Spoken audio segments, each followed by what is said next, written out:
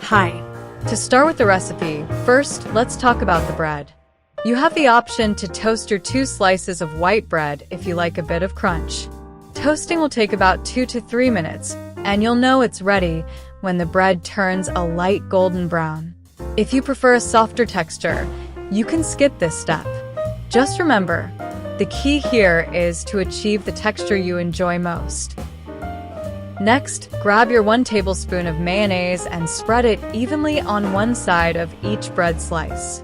If you're a fan of a little extra zing, add mustard to taste.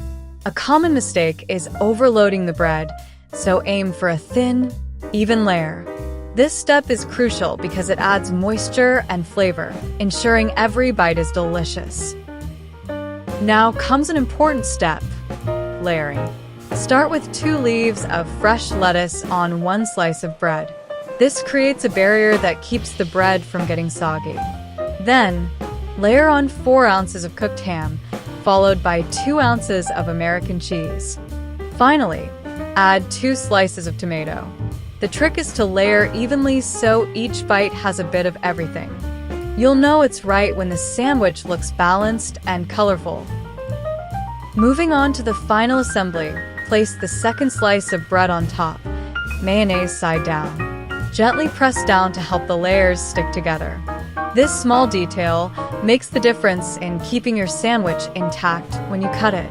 If you hear a slight crunch, that's a good sign your bread is toasted just right. Finally, it's time to cut and serve your sandwich. Use a sharp knife to slice it in half, either diagonally or straight down the middle, depending on your preference. Serve immediately to enjoy the perfect combination of textures and flavors.